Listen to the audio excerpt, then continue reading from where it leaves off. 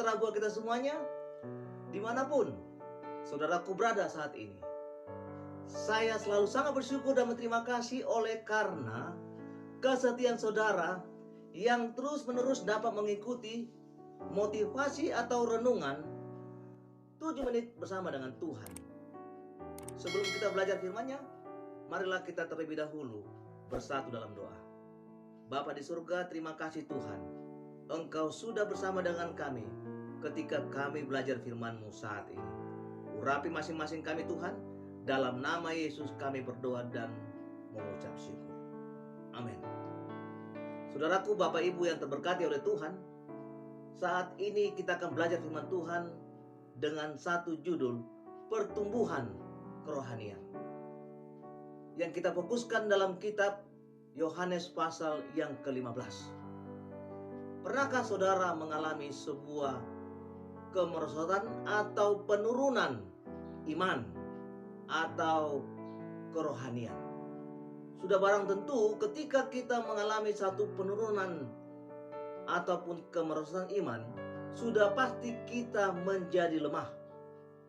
Yang menjadi pertanyaan adalah, pentingkah sebuah pertumbuhan kerohanian di dalam setiap umat Kristiani? Pertumbuhan rohani merupakan hal yang dikehendaki oleh Tuhan. Itu terjadi kepada setiap umat yang percaya. Kenyataan Allah menciptakan kita adalah untuk menjadi serupa dengan Kristus. Karena itu, setiap orang percaya perlu bertumbuh di dalam sebuah kerohanian. Bagaimanakah kita menciptakan kehidupan yang bertumbuh di dalam Kristus? Ada 7 kehidupan yang bertumbuh di dalam Kristus. Yang pertama, mengenal Yesus. Rasul Petrus menjelaskan dalam 2 Petrus pasal 3 ayat 18, tetapi bertumbuh dalam kasih, karunia, dan dalam pengenalan akan Yesus dan Juru Selamat kita. Yesus Kristus merupakan syarat pertama yang paling esensi bagi setiap orang yang mau bertumbuh memiliki pengenalan yang lebih dekat kepada Yesus. Lalu yang kedua adalah menerima Yesus. Tidak mungkin ada seorang ataupun sepasang kekasih akan terus dapat menjadi seorang sahabat yang dekat, lalu mereka merencanakan ingin membangun sebuah rumah tangga jika mereka tidak dibarengi atau tidak bersama mau menerima satu dengan yang lain, yang walaupun banyak kelemahan dan kekurangan oleh masing-masing pasangan tersebut. Yang ketiga, Yesus tetap tinggal.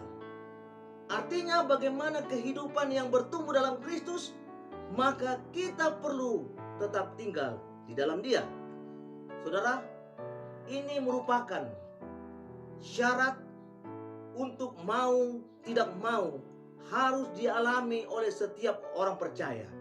Misalnya, tidak ada pertumbuhan yang dapat terjadi di luar Kristus. Dengan kata lain, pertumbuhan rohani sejati kepada Tuhan Yesus juga menggambarkan kita tinggal di dalam Dia, sama seperti ranting yang menempel pada pokok ataupun pohon.